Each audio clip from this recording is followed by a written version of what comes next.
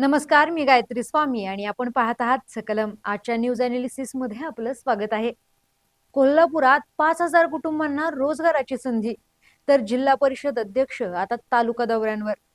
नीटचा paper फुटला, आता 22 लाख विद्यार्थ्यांचं काय होणार? शिवाजी विद्यापीठाचे कुलगुरू कसे असावेत यासाठी थेट राज्यपालांना पत्र. आखातात पुन्हा इराण अमेरिका युद्धाचा भडका उडण्याची शक्यता. अशा सर्व घडामोडींचे सविस्तर विश्लेषण जाणून घ्या आजच्या बातमीपत्रात. बाबा खूप बोर होतंय, काहीतरी नवीन फ्रेश ऑर्डर करा ना. माझ्याकडे एक सरप्राईज आहे. गोकुळचा आस्वाद परंपरेचा गोकुळ आईस्क्रीम सोबती प्रत्येक क्षणाचा गोकुळ आईस्क्रीम. पहिली बातमी आपल्या कोल्हापुरातून. जिल्ह्यात मत्स्य क्रांतीचे पाऊल. FFPOच्या माध्यमातून 5,000 कुटुंबांना मिळणार रोजगार. प्रकल्पाचा कृती आराखडा जलद गतीने सादर करण्याचे पालकमंत्र्यांचे निर्देश. कोल्हापूर जिल्हा हौस शेती आणि दुग्ध व्यवसायात अग्रेसर आहेच. आता मत्स्यशेती क्षेत्रातही जिल्ह्याला आघाडीवर नेण्याचा मानस आहे. राधानगरी, भुदरगड, आजरा, चंदगड आणि गडहिंग्लज या तालुक्यांमध्ये गोड्या पाण्यातील मत्स्य व्यवसायासाठी पोषक वातावरण असून या संधीचे सोने करण्यासाठी प्रशासन पातळीवर गतीने हालचाली सुरू केल्या आहेत. डिलॉइट सारख्या तज्ज्ञ संस्थेच्या मार्गदर्शनाखाली हा प्रकल्प राबवताना पहिल्या टप्प्यात 1,000 ते 1,500 युवकांना हक्काचा रोजगार मिळेल. सर्व संबंधित यंत्रणांना या प्रकल्पाचा कृती आराखडा जलद गतीने सादर करण्याचे निर्देश दिले आहेत, जेणेकरून शेतकऱ्यांच्या अर्थकारणाला नवी गती मिळेल, असे पालकमंत्री प्रकाश आंबेडकर यांनी सांगितले आहे. जिल्हाधिकारी कार्यालयात आयोजित बैठकीत ते बोलत होते. या प्रकल्पाबाबत मत्स्यशेती मार्गदर्शन करणाऱ्या डिलॉइट या जागतिक दर्जाच्या तज्ज्ञ संस्थेमार्फत पालकमंत्री प्रकाश आंबेडकर यांच्या उपस्थितीत जिल्हाधिकारी कार्यालयात विशेष सादरीकरण यावेळी करण्यात आले. या सादरीकरणानुसार राधानगरी आणि आसपासच्या तालुक्याला ॲक्वा एक्सपोर्ट हब म्हणून विकसित केल्यास त्याचे दूरगामी परिणाम दिसून येतील.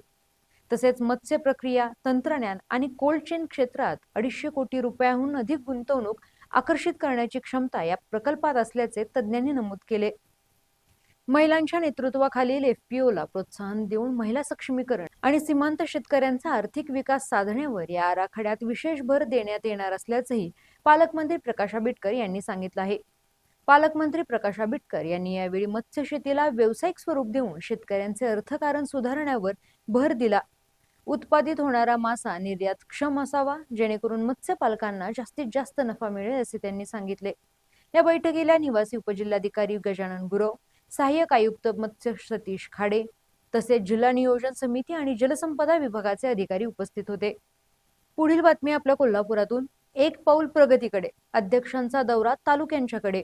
कोल्हापूर जिल्ह्याच्या ग्रामीण विकासाला गती देण्यासाठी आणि शासनाच्या योजना प्रत्यक्ष शेवटच्या घटकापर्यंत प्रभावीपणे पोहोचतात की नाही याची खातरजमा करण्यासाठी जिल्हा परिषद अध्यक्षा शिल्पा खोत यांनी एक नाविन्यपूर्ण उपक्रम हाती घेतलाय. राष्ट्रवादीचे नेते मंत्री हसन मुश्रीफ यांच्या सूचनेनुसार अध्यक्ष आता स्वतः प्रत्येक तालुक्यात जाऊन विकास कामांचा आणि प्रशासकीय यंत्रणेचा थेट आढावा घेणार आहेत. एक पाऊल प्रगतीकडे, अध्यक्षांचा दौरा तालुक्यांच्याकडे या संकल्पनेतून सुरू होत असलेल्या या विशेष उपक्रमामुळे जिल्हा परिषद प्रशासकीय कामांना अधिक गती मिळेल असा विश्वास व्यक्त करण्यात येत आहे. या दौऱ्याची सुरुवात 13 मे 2026 रोजी गडहिंग्लज तालुक्यातून होणार असून पुढील महिनाभरात जिल्ह्यातील सर्व तालुक्यांचा दौरा पूर्ण केला जाणार आहे. या आढावा बैठकींना जिल्हा परिषद उपाध्यक्ष, सभापती, संबंधित तालुक्यातील पंचायत समितीचे पदाधिकारी, जिल्हा परिषद सदस्य, पंचायत समिती सदस्य, सर्व विभागांचे प्रमुख अधिकारी, गट विकास अधिकारी, ग्रामसेवक तसेच विविध विभागांचे अधिकारी उपस्थित राहणार आहेत. सामान्यतः जिल्हा परिषदेच्या बैठका मुख्यालयात होत असतात, मात्र अध्यक्ष शिल्पा खोत यांनी फाईलवरील आढावा न घेता प्रत्यक्ष फील्डवरील वास्तव जाणून घेण्याचा निर्णय घेतला आहे. त्यामुळे आता प्रशासन थेट गाव पातळीवर उतरून कामकाजाचा हिशोब देणार आहे. पुढील बातमी आहे नीट 2026 परीक्षा रद्द. पेपर फुटीनंतर केंद्र सरकारचा निर्णय. 22 लाख विद्यार्थ्यांचं भवितव्य अधांतरी. देशभरातील वैद्यकीय प्रवेशासाठी अत्यंत महत्त्वाची मानली जाणारी नीट परीक्षा केंद्र सरकारने रद्द केली आहे. 3 मे 2026 रोजी घेण्यात आलेल्या या परीक्षेची प्रश्नपत्रिका तब्बल 42 तास आधीच व्हॉट्सअपवर लीक झाल्याचे स्पष्ट झाल्यानंतर राष्ट्रीय परीक्षा यंत्रणेने हा निर्णय घेतलाय. आता ही परीक्षा नव्याने घेतली जाणार आहे. भाजपच्या भ्रष्ट व्यवस्थेमुळे विद्यार्थ्यांची मेहनत वाया गेली. नीट ही आता परीक्षा राहिलेली नसून लिलाव झाला आहे, अशा शब्दात विरोधी पक्षनेते राहुल गांधी यांनी मोदी सरकारवर निशाणा साधला. गेल्या 10 वर्षात 79 वेळा पेपर लीक झाल्याचा दावा करत त्यांनी विद्यार्थ्यांच्या स्वप्नांशी खेळ होत असल्याचा आरोप केला. राष्ट्रवादी काँग्रेस शरद पवार गटाचे नेते रोहित पवार यांनी या प्रकरणावर तीव्र आक्षेप घेतला. पैशांचा मोठा खेळ असल्याचे सांगत त्यांनी दलालांवर कठोर कारवाईची मागणी केली. 2024 ही नीट परीक्षा रद्द झाली होती. आता यंदाही नीट परीक्षा रद्द झाली आहे आणि या सगळ्यात 22 लाख विद्यार्थ्यांचं भवितव्य टांगणीला लागलेले आहे. पुढील बातमी आहे आखातात पुन्हा रणधुमाळीची चिन्ह. इराणचा शांतता प्रस्ताव ट्रम्प यांनी ठरवला कचरा. 90% युरेनियम समृद्धीचा इराणचा इशारा. आखातातील शांततेच्या आशा आता धुसर झाल्या आहेत.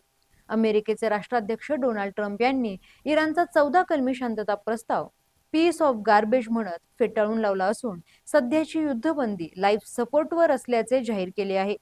या पार्श्वभूमीवर जागतिक बाजारात कच्च्या तेलाच्या किमती प्रति बॅरल $106 पार गेल्यात. इराणने प्रत्युत्तर देताना म्हटले आहे की जर पुन्हा हल्ला झाला तर इराण 90% शुद्धतेपर्यंत युरेनियम समृद्ध करेल.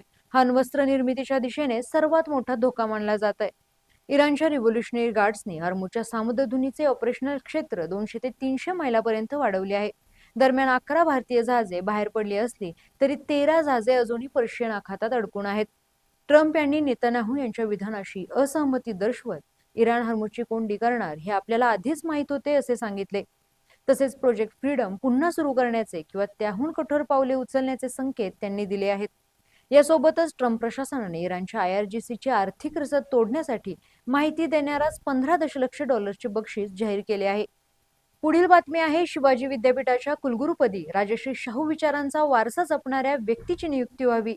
राज्यपालांकडे मागणी. सध्या शिवाजी विद्यापीठाच्या कुलगुरू निवडीची प्रक्रिया सुरू आहे. त्या अनुषंगाने शिवाजी विद्यापीठाच्या कुलगुरुपदी निवडली जाणारी व्यक्ती ही शैक्षणिक दृष्ट्या प्रगल्भ तसेच त्यांना राजश्री शाहू महाराजांच्या सर्वसमावेशक विचारांचे भान आणि कोल्हापूरच्या सामाजिक सांस्कृतिक पर्यावरणाची जाण असणे अत्यंत आवश्यक आहे. ज्या व्यक्तीला इथल्या ग्रामीण विद्यार्थ्यांच्या प्रश्नांची जाणीव असेल तीच व्यक्ती विद्यापीठाला खऱ्या अर्थाने जागतिक दर्जा मिळवून देऊ शकेल. यामुळे राजश्री शाहू विचारांचा वारसा जपणारी व्यक्तीच शिवाजी विद्यापीठाची कुलगुरू झाली पाहिजे अशी मागणी सकल मराठा समाजाने राज्यपाल तथा मुंबई कुलपती यांच्याकडे केली आहे. धन्यवाद आणि पाहत रहा सकलम.